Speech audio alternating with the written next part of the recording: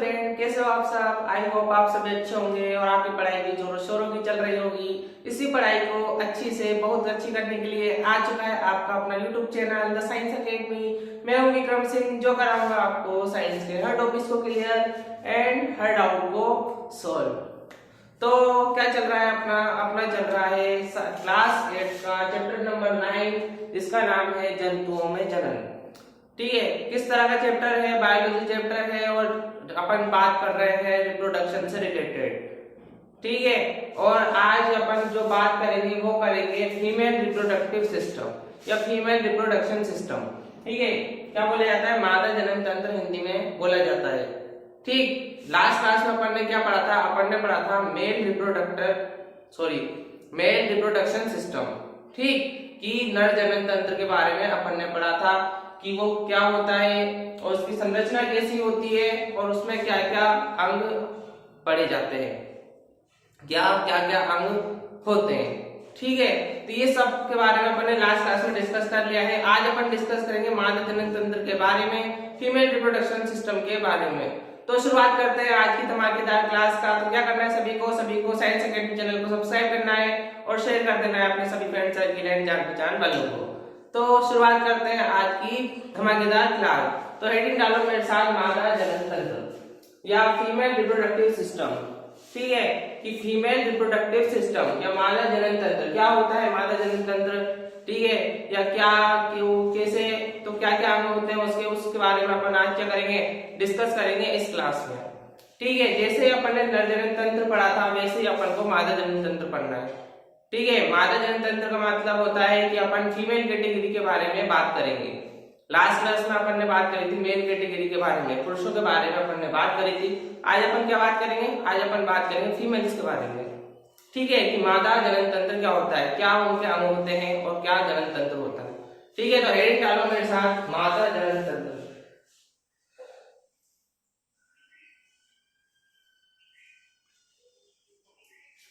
ठीक है, डाली होगी हेडिंग। तो मादा जनन तंत्र क्या होता है कि मादा जनन तंत्र जिसमें क्या कि एक जोड़ी क्या पाई जाते हो, अंडाशय पाई जाती हो, एक जोड़ी अंडवाहिनी पाई जाती हो और गर्भाशय पाया जाता हो, वो मिलकर के क्या बनाते हैं, मादा जनन तंत्र को बनाते हैं।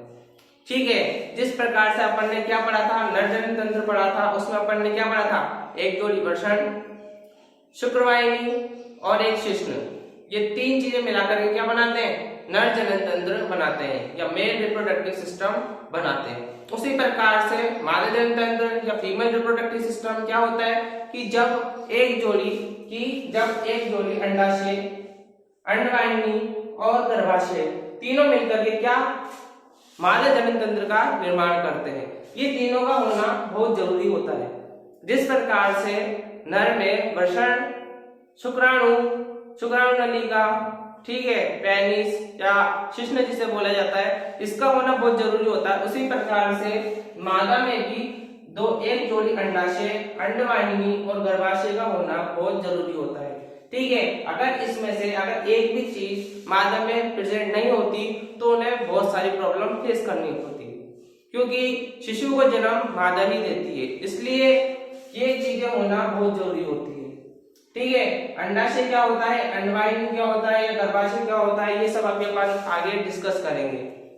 ठीक है, अंडाशय के बारे में अपन पहले बात कर लेते हैं कि अंडाशय क्या होता है कि मादा शरीर में से एक जोड़ी अंडाशय पाए जाते हैं प्रति माह। ठीक है, प्रति माह मास की जब मेंस्ट्रुअल साइकिल की क्रिया होती है, ठीक है, कि मेंस्ट्रुअल साइकिल की क्रिया होती है जिसे कहते हैं मासिक चक्र मादाओं में, तो क्या होता है कि इसी अंडाशय में से एक एक अंडाणु, पूर्ण विकसित अंडाणु शरीर के बाहर रिलीज करा जाता है।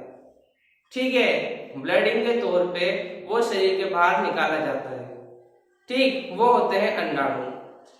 ठीक है, अंडवाहिनी से होकर के वो शरीर के बाहर आते हैं। जिस प्रकार से मैंने क्या बोला था कि वृषण में शुक्राणु उपस्थित होते हैं और वो शरीर के बाहर रिलीज कैसे होते हैं, शुक्रवाहिनी के द्वारा शरीर के बाहर रिलीज होते हैं।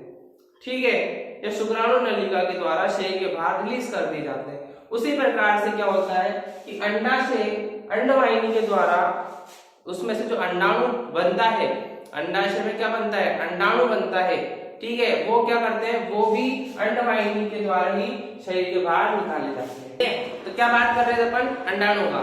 ठीक, कि क्या होता है कि जब हर प्रति मासिक चक्र जब महिलाओं में होता है, ठीक है, या वुमेन्स में होता है, तो क्या होता है कि प्रत्येक अंडाशय में से एक अंडाशय अंडवाहिनी के द्वारा ब्लीडिंग के रूप में, ठीक है, या रक्त के रूप में शरीर से बाहर निकाला जाता है। ठीक है, ये होता है अंडाशय अंडाणु। ठीक है, अंडवाहिनी क्या होता है, अंडवाहिनी से होकर ही अंडाणु गुजरते हैं। ठीक है, गर्भाशय क्या होता है, गर्भाशय वह स्थान होता है जहाँ पे शिशु का निर्माण होता है। ठीक है, ये होता है गर्भाशय। ठीक, समझ में आ रहा होगा अच्छे तरीके से, पहले लिख लेते हैं, उसके बाद वापस से एक बार डिस्कस करेंगे।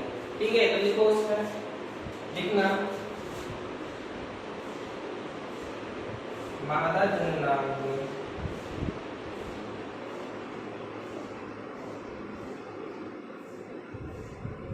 एक जोड़ी अंडाशय अंडवाहिनी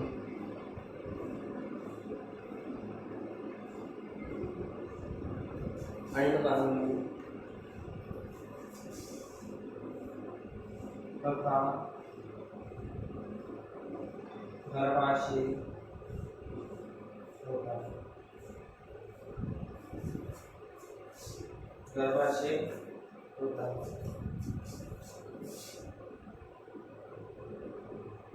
अंडाशय मादा युग्मक, अंडाशय मादा युग्मक उत्पन्न करते हैं,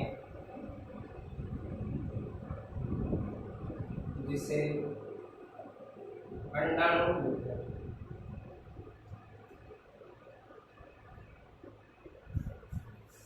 जिसे अंडाणु बोलते हैं।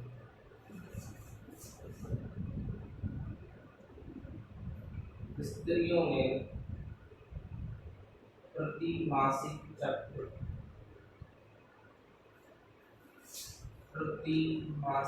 चक्र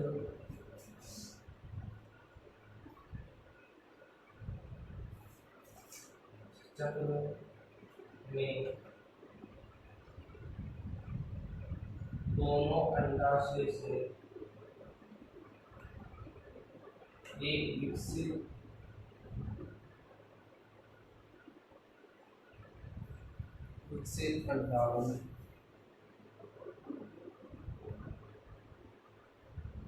अंडाणु का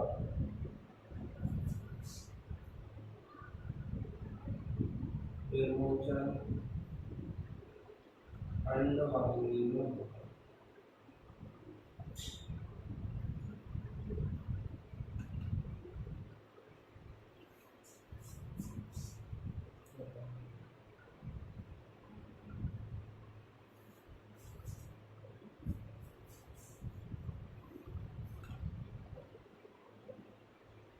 गर्भाशय वह भाग है जहाँ शिशु का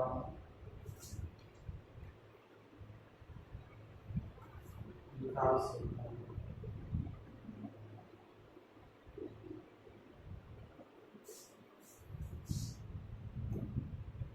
ठीक है, समझ में आ रहा होगा। अब समझेंगे अपन अच्छे तरीके से। ठीक है, क्या क्या लिखा है, अपन ने लिखा है कि मादा जननांग में एक जोड़ी अंडाशय, मैं आपको पहले ही बता चुका हूँ, एक जोड़ी अंडाशय पाए जाते हैं। ठीक है, अंडवाहिनी प्रेजेंट है, गर्भाशय होता है। ठीक है, तीनों मिलकर के मादा जनन तंत्र का निर्माण करते हैं। ठीक, फिर उसके बाद अंडाशय जो होते हैं, ये अंडाशय, ठीक है, ये अंडाशय मादा युग्मक उत्पन्न करते हैं, जिसे क्या कह रहे हैं अपन, अंडाणु कहते हैं। कि मैंने पहले बोला कि ये अंडाशय मादा युग्मक को उत्पन्न कर रहे हैं। ठीक है, मादा युग्मक उत्पन्न कर रहे हैं, जिसे क्या कहते हैं, अंडाशय कह रहे हैं अपन, सॉरी, जिसे अंडाणु कह रहे हैं। स्त्रियों में प्रति मासिक चक्र में दोनों अंडाशय से एक विकसित अंडाणु का निर्मोचन अंडवाहिनी में होता है। ठीक है, कि ये दोनों, ठीक है, ये दोनों अपना अपना कार्य कंटिन्यू करते रहते हैं अंडाशय।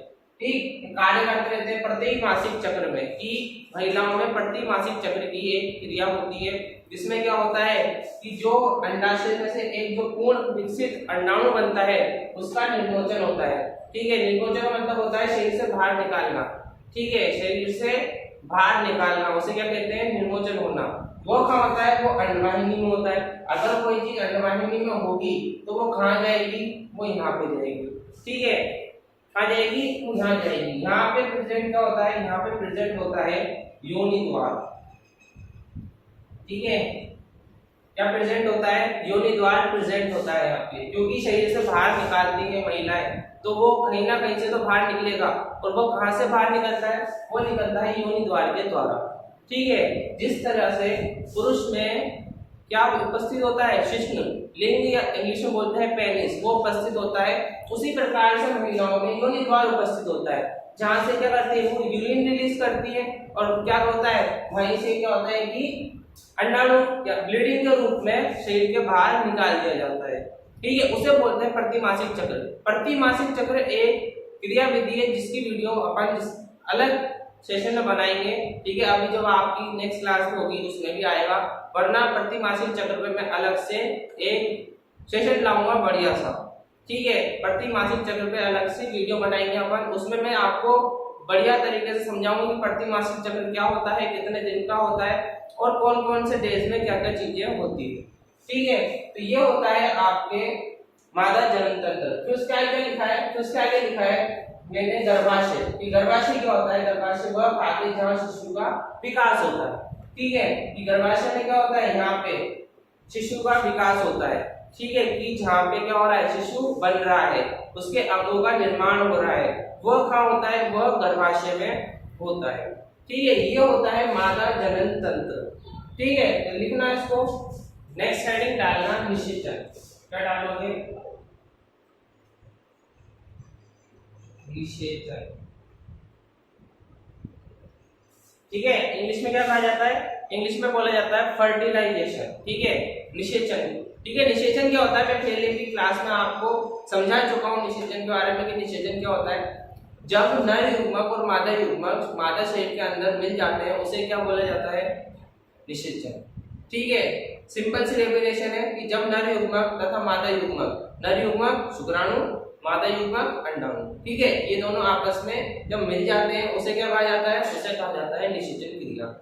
ठीक है, ये होती है निषेचन क्रिया। पहले लिखो,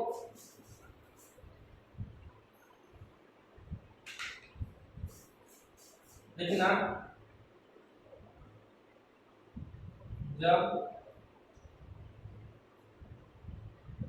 नर युग्मक शुक्राणु तथा मादा युग्मक अंडाणु का मादा शरीर में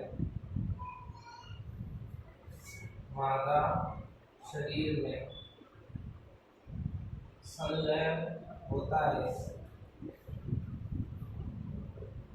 उसे निषेचन कहते हैं। ठीक है, उसे क्या कह रहे हैं, निषेचन कह रहे हैं। कि जब नर युग्मक मादा युग्मक आपस में मिल रहे हैं, कहाँ पे मिल रहे हैं, मादा शरीर के अंदर मिल रहे हैं, उससे क्या कह रहे हैं, निषेचन कह रहे हैं। और निषेचन कब होता है, जब जनन क्रिया होती है। ठीक है, निषेचन कब होता है, जब जनन क्रिया होती है। ठीक है, और जनन क्रिया में क्या होता है कि जो नर होते हैं, नर द्वारा शुक्राणु यानी कि नर युग्मक जब मादा शरीर के अंदर भेजे जाते हैं, ट्रांसफर करे जाते हैं, तब क्या होता है, निषेचन क्रिया होती है। अगर वो नर युग्मक शुक्राणु मादा युग्मक अंडाणु से मिलेंगे तब ही निषेचन क्रिया होगी। ठीक है, तब ही निषेचन क्रिया होगी। ठीक है, तो नोट करना इसको भी पहले, निषेचन को। ठीक है, नोट कर लिया होगा। अब समझेंगे अपन अच्छे तरीके से। ठीक, कि क्या होता है,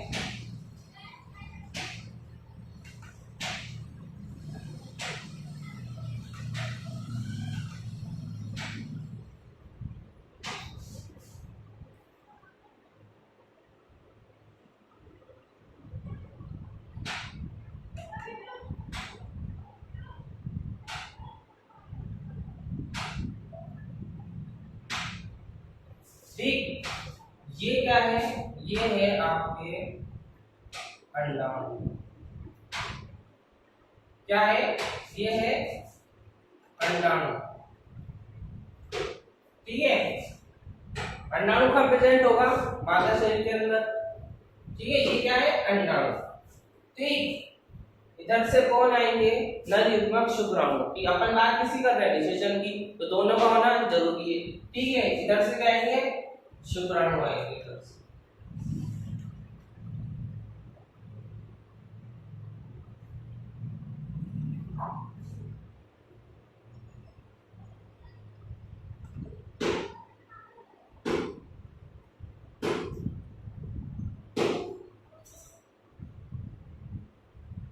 ठीक है, इधर से क्या आ रहे हैं, इधर से आ रहे हैं शुक्राणु। ठीक है, क्या आ रहे हैं, ये क्या है, शुक्राणु।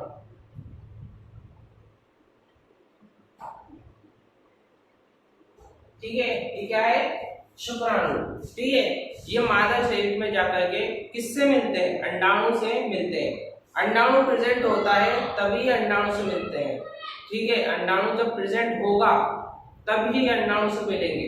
ठीक, तो जब तक ये अंडाणु से नहीं मिलेंगे तब तक क्या नहीं होता, जब तक ये अंडाणु से नहीं मिलेंगे तब तक क्या होगा कि मादा जो है वो गर्भवती नहीं हो पाएगी। ठीक है, इसलिए दोनों का होना बहुत जरूरी होता है। किसका, शुक्राणु और अंडाणु, दोनों का होना बहुत जरूरी होता है। क्योंकि जब शुक्राणु अंडाणु से मिलेंगे तब ही क्या होता है, भ्रूण का निर्माण होता है। ठीक है, किसका निर्माण होता है, भ्रूण का निर्माण होता है। ठीक है, ये दोनों मिलकर के एक नई कोशिका का निर्माण करते हैं जिसे बोला जाता है युग्मनज।